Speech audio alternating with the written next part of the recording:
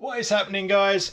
Welcome to part 2 of building the tortoise run for our Herman's Tortoise Daisy. If you haven't already, check out part 1. That includes building the fence, talking about the general location and the ramp and stuff like that, and the hole in the wall for her as well to go through. In this video, I'm gonna put the path in, I'm gonna do some planting, some hardscape, and get some seeds sown ready for germination and to spring into life. So enjoy.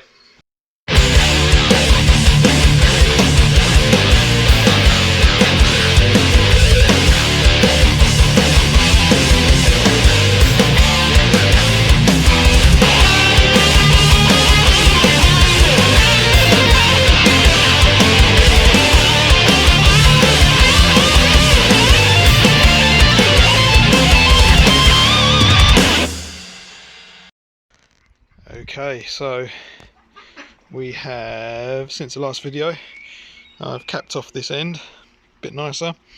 I've made a new bridge there, a little ramp, which is slightly better than the original one. This is basically decking that I've cut, and that is then on 3x2. And then I've capped it off on the sides with this stuff, which is 170mm tall, so that's plenty tall enough. And then obviously the main run is taller than that anyway. So yeah, then we've capped off around the edge here, and I've used some old stones there to cap off that little gap under there. She probably couldn't get under there, but just in case she decides one day she's just going to really go for it and try digging. So as you can see, this area here, she definitely would have been able to get under there.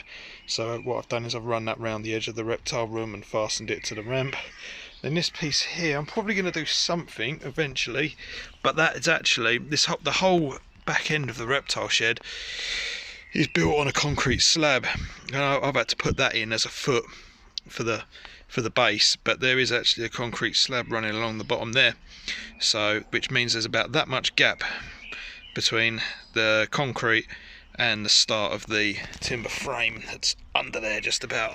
So I'm not too worried about getting out of there, because that is a thick old piece of concrete all around here, so it's just mainly here and here, and there is the foot for the corner of the reptile room. So although it's not particularly pretty, I'll figure out something to tidy that up with one day, but chances are there's going to be plants here and stuff like that, and I think I'm going to put one of my plants here anyway.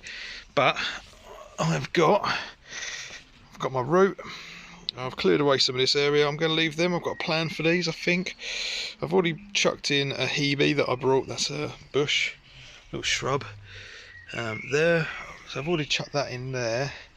And then I've been to a garden centre and got some absolutely giant pieces of slate, 4 of those.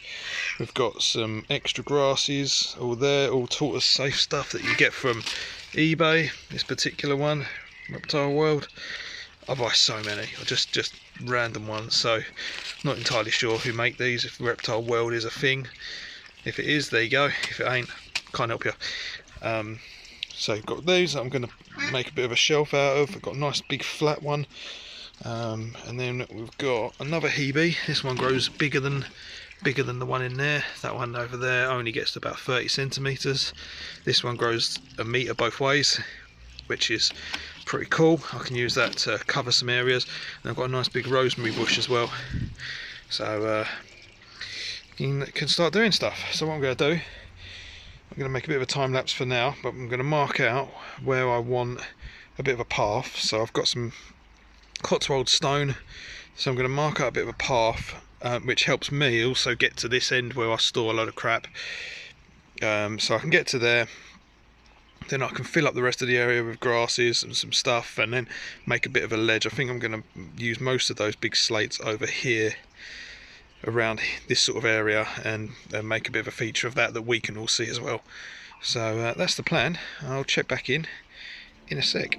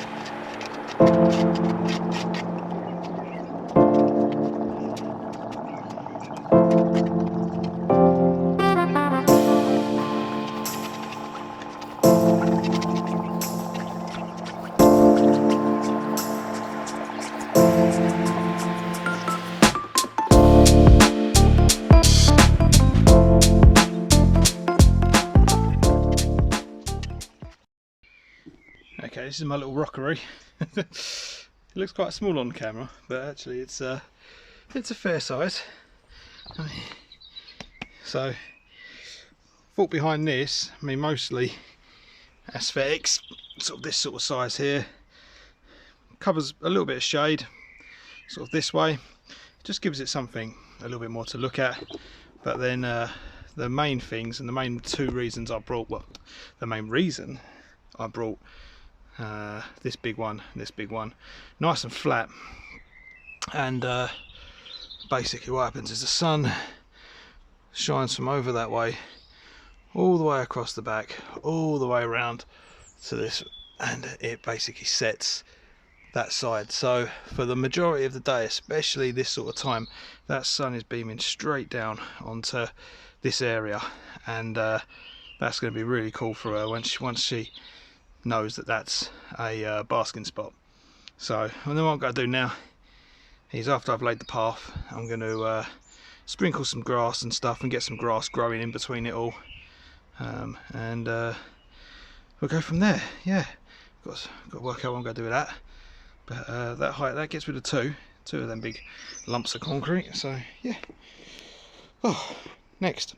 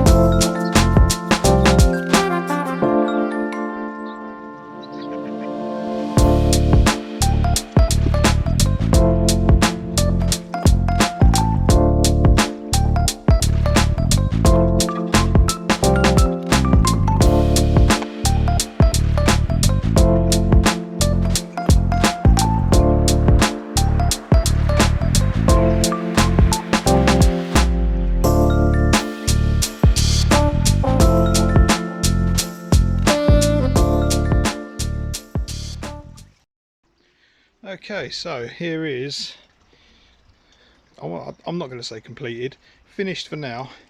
I don't think this will ever be finished. Always going to be putting plants in, always going to be changing stuff around. I do like how the rocks are sitting. Kind of put the rosemary bush in there like that. Got that around there. A little hosta behind, a little hebe behind it. What I have done, or what you may have noticed in the video, is I've planted nothing in the corners.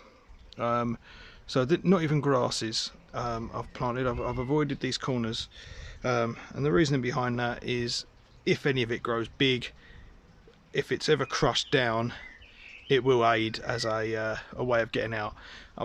This garden is pretty good. There's not many escape routes, but I'd rather I didn't try. So I've kept all my plants.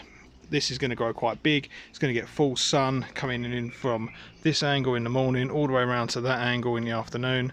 So this is going to get nice and full. It will hopefully fill up this wall a little bit, and I've put any spare sort of area, really, I've put grass seed, stuff like that. So I'll probably add more plants as I come to it, but for now I'm gonna try and let these this grass grow. I do have other seeds, but what I'm going to end up doing is growing them. She's actually got further down there, she's got that trough in front of the reptile room, so I can grow plants in there and she can't eat them to the ground. You know, if she eats all of this, then you know she's destroyed 30 quid off of plants, but at least I've got more in reserve. So yeah, hopefully this will all pick up. The weather's still not amazing, so she's not going to be out, but very rarely she's going to come out, so hopefully this all lot will have a chance to kind of grow without her eating them the minute they pop out of the ground. That's the idea anyway, and at the moment the weather's quite rainy, stuff like that, so I'm hoping that'll give the seeds a lot of get up and go with the germination and all that sort of stuff. So yeah, I think that's going to do it for now. I would show the next clip could be Daisy coming out and walking around, but it's 6 o'clock in the afternoon. She ain't doing that. So I might have to end the video here. So I'm just going to say thanks a lot for watching. Thanks a lot for watching this whole series. We're going to keep on top of this all the time, so make sure you subscribe and you know, keep an eye on the channel, because I'm just going to constantly put stuff up about Daisy anyway. So this isn't like a how-to and that's done with it. She's part of the family. Going to film her all the time. So yeah, make sure to check in, and I'll see you in the next video.